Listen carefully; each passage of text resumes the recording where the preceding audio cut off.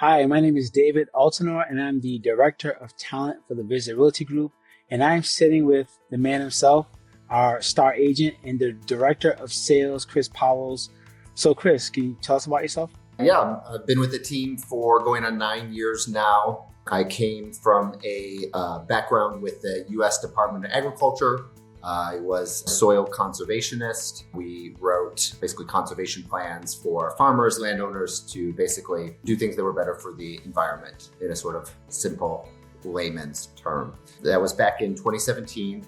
And in that time, I was feeling a little cramped or I guess stifled by this just like giant machine of an organization, right? Like the federal government is a very large group and organization. Lots of red tape, lots of things that maybe didn't make sense to me, kind of creating this sort of like frustration and feeling of being stuck. So I started to explore other options, other avenues. And through my role there with the U.S. Department of Agriculture, I got to meet a ton of landowners that maybe didn't make the best choice in their purchases for what they wanted to do on the land, right?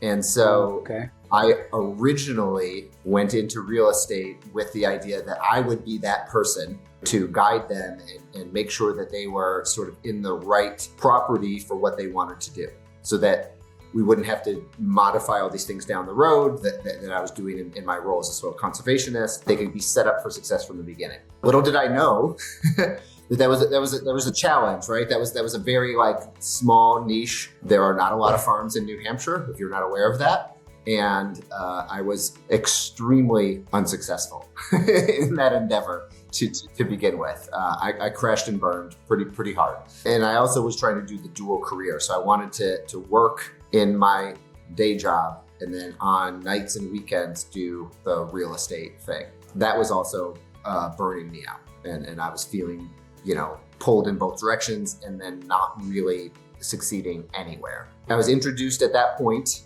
to the Hvizda Realty Group, Mike and Ryan, and we had a sort of shared connection through agriculture and then now into real estate.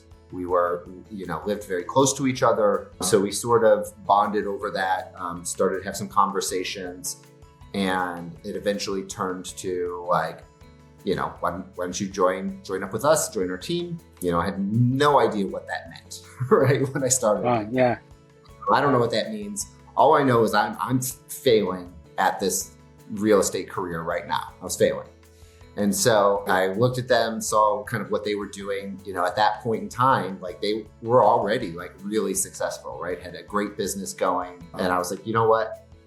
Those are people that I want to be associated with and affiliated with and learn from and train from. So in June of 2017, I told my wife, I was like, I'm leaving my salaried, benefited job for 100% commission. Which I was immediately told, no, you're not. And, luckily after some conversations and convincing and honestly just like a belief in myself and that I could succeed in this. And we moved forward, proceeded. I quit my job and joined the team kind of full time. And sort of the rest is history. I always say that it was probably the best financial decision I ever made for myself and our family.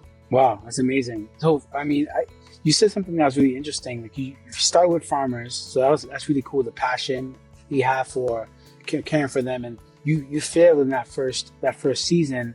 How was that for those who are listening? How was that transition from full-time salary, that space of transition into kind of like where you kind of felt like you were ramping up? That may help some folks who are considering a career change or leaving a corporate job, or can you speak to that a little bit as well? Yeah, and I think like everybody, right? You like, I just need to save this much money, or I need to have this much, in reserve so that because it takes time, right? Like you find somebody that wants to buy or sell day one, you're not getting paid for like a month plus, oftentimes.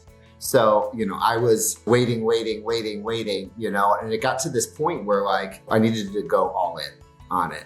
And I kind of went back and forth, and in my like soul, I was like, I am going to regret this forever if I do not give it like my all. if I don't fully commit to this, I was like, I just knew in my heart that I would regret that forever. So it was a tough call, right? Like I didn't have the money saved that I wanted to. I didn't have a safety net. My wife's a teacher, right? Like she has an income, but like, it's not like a lot, Yeah. I think it should be more. I think teachers should all be paid more, but and so, but it was enough. And, the reality is like, we definitely went backwards for 6 to 12 months. Like our savings went down and our debt went up, right? In that first 6 to 12 months. But after the first 6 months, there was a little bit of traction happening.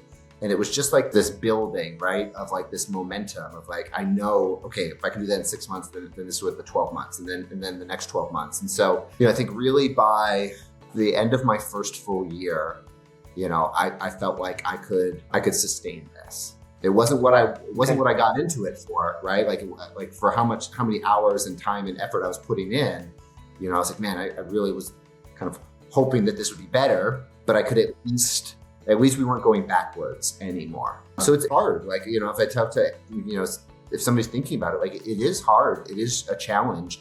And I think it's just like a bet on yourself and a belief in yourself that, you can do it. Because like I said, 9 years in, it was like the best financial decision we ever made for our family, for sure. Wow. And I appreciate you saying that too, because I think a lot of folks tend to sugarcoat it and say, you'll make sales in your first month or two. Sometimes, maybe it's possible, but in your case, it took 6 to 12 months. So that's really helpful. And again, fast forward 9 years later, do you want to add something in? Or? Yeah, I do want to add something to that too, because like I switched when I was 30. How old was I? 32. So like we had a house, we had cars, like we had bills, right? Like, so it wasn't like we didn't have any obligations, right? Like we wanted to start a family. In 2018, our son was born. So like, it's one of those things where like, there's never a right time. And so you just got to do it. Right. And so I think that's another thing too, is like, there are instances, where people maybe come out of high school or they come out of college and maybe they don't have all of those obligations or expenses.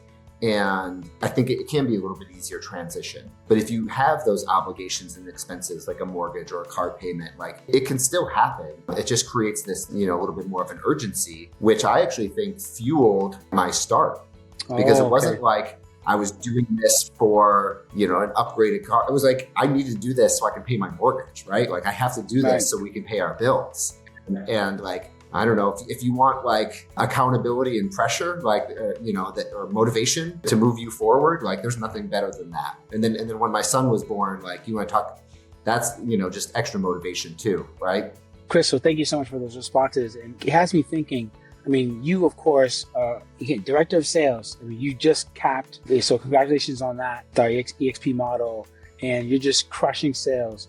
You obviously could be a solo agent, and I'm sure you probably hear this a million times, but why you, of all people, why be part of a team, for the folks who are watching and listening? Yeah. And I, the reason I joined is different than the reason I stayed, for sure. Like I say that all the time.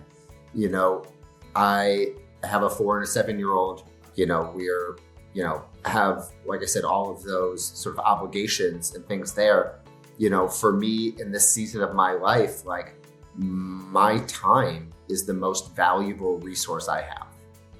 Wow. And the team support through people, through the systems, through the tools, through the structure allows me to have more time with my family, like doing the things that I love. And could I try and go out and do this on my own? And maybe it results in some more dollars, in my bank account, potentially.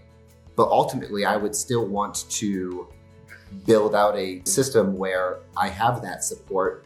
And so to me, it was always like, why would I go out and recreate the wheel that I'm, in this machine that I'm already in? Instead, like, what can I do within this team to then elevate, myself and get to hit the goals that I want to hit? I don't know. I hear this a lot, is like, when is enough? And I am at a place where like, it's enough for me and our lifestyle and my family and what I want. And so I don't want to go out and recreate all that. I don't want to go out and create, more work for myself. This exchange of like time and money, like I said, right now in this season of my life, like the time is the most important thing to me. So I am home, almost every day to pick my kid up from school, take him to soccer practice, go to ski club. We sit down at the dinner table every night together. We do weekend trips together. I get to do multiple week-long vacations together throughout the year. Like there is no amount of money that I would trade that for. And so, the team setup and systems and things that are there, like allow all of that to happen. And, could I recreate it on my own? Probably, it would take some energy and effort, but how long would it take me? And what am I missing out in that moment? And so that's where I'm just so grateful for the team and what they, how they support me all the time, thankful for that. Well, that's amazing. That's an amazing Life by Design and peace moment there for those who are watching. So I appreciate you sharing that.